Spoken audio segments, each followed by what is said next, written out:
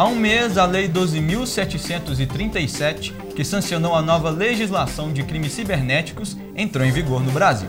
Chamada popularmente de Lei Carolina Dickmann, em referência às fotos da atriz que vazaram na internet por ação de hackers, legisla sobre a invasão de computadores alheios, conectados ou não à rede, com o objetivo de obter, adulterar ou destruir dados sem autorização expressa.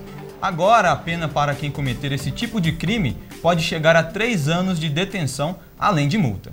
Para saber mais detalhes da nova lei, o balanço desse primeiro mês em vigor e também os cuidados que você deve tomar no dia a dia, nós recebemos no estúdio o advogado e diretor da Faculdade de Direito da PUC Minas, Guilherme Collen. Professor Guilherme, muito obrigado, bem-vindo ao Revista. Obrigado pelo convite. Bom, professor, para começar a nossa entrevista, com essa nova lei 12.737, foi acrescentado um novo artigo ao Código Penal e outros artigos, apenas a redação deles foi alterada.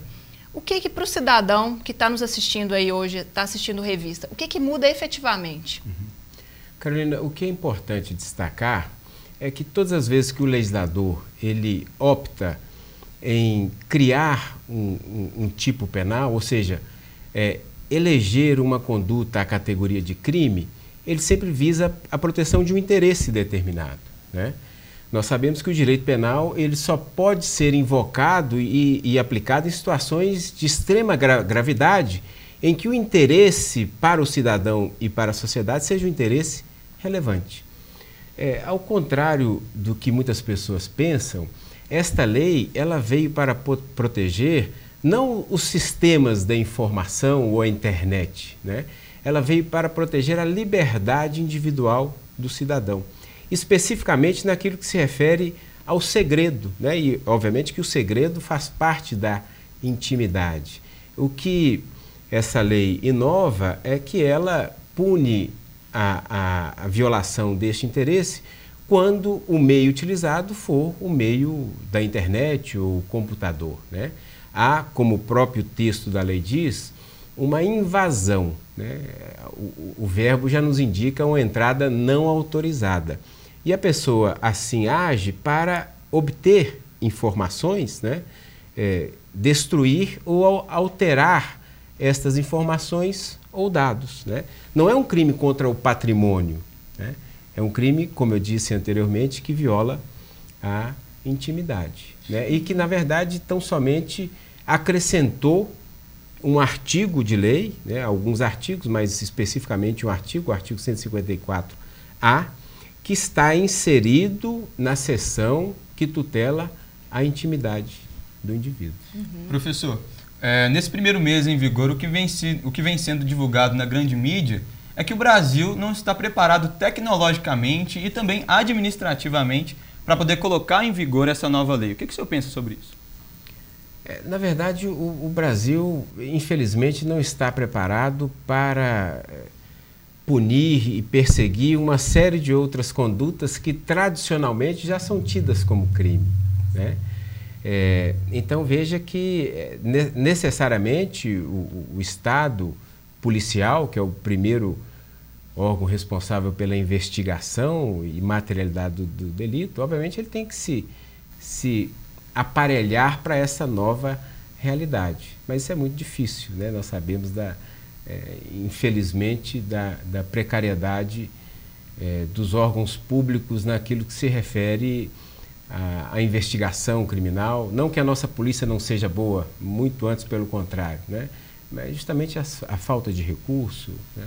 E é um crime sofisticado, né? Porque para a sua identificação, né? E todo crime tem que ter autoria e materialidade, né? A materialidade do homicídio é o corpo sem vida. E nesses crimes, né? Então veja que é difícil você buscar e materializar esse dano, né? Ou essa invasão efetivamente. Como o senhor falou, professor, tocou num ponto importante a respeito dessa atualização mesmo. Mas quando a gente olha para o Código Penal, ele é de 1940. Essa atualização... A parte especial é de 1940. Isso, a parte especial. E essa atualização, ela deve ser constante no Código, deve acompanhar também tanto o aparato administrativo em consonância com o texto legal. Perfeito.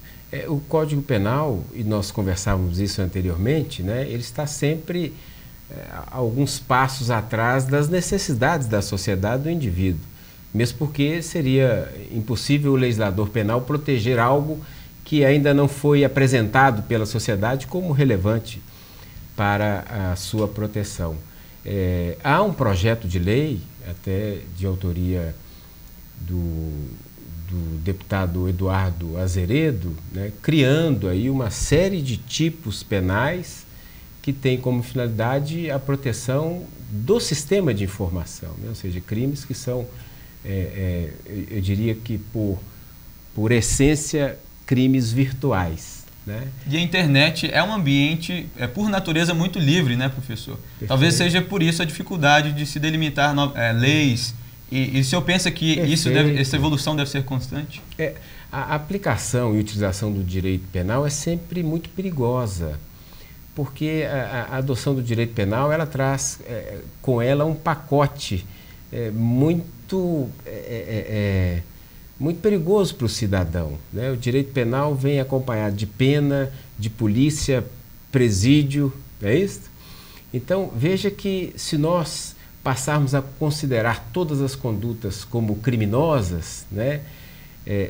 Especialmente, como você bem disse, o ambiente virtual, eu corro o risco de entrar no ambiente para captar informações, né? De estar ali praticando crime. E nesse sentido, a lei caminhou bem. Muito embora alguns critiquem o fato do tipo penal exigir para a caracterização do crime que haja uma violação de um sistema de segurança, né? Isso é muito bom, porque isso evita que o cidadão, por descuido, né, acesse um sistema que ele eventualmente não estaria autorizado. Então, né? se o computador, o site não tem proteção, o titular do direito ele está tacitamente abrindo mão do seu interesse de proteção. E aqui só uma última informação, se me permitirem. Claro. Tanto é um crime contra a liberdade individual que o Código optou por tornar a ação penal pública condicionada à vontade da vítima. O que é isso? O que significa isso para o público leigo, né, professor? Alguns tipos de crime, a lesão corporal grave, o roubo, por exemplo, independente da vontade da vítima, o Estado vai agir, né? A vítima que é roubada, ou seja, é a subtração mediante violência, mesmo se ela quiser perdoar o agente da ação, o Estado deve, por obrigação, puni-lo. Nesse tipo de ação, não. O Estado ainda é o titular do direito de ação, mas condicionada à manifestação de vontade da vítima. Se a vítima não quiser punir o cidadão, a conduta não vai ser alcançada pelo direito penal. Então é importante que a vítima manifeste a sua insatisfação diante do fato ocorrido para que o Estado possa ser acionado. Ele necessariamente tem que representar, né?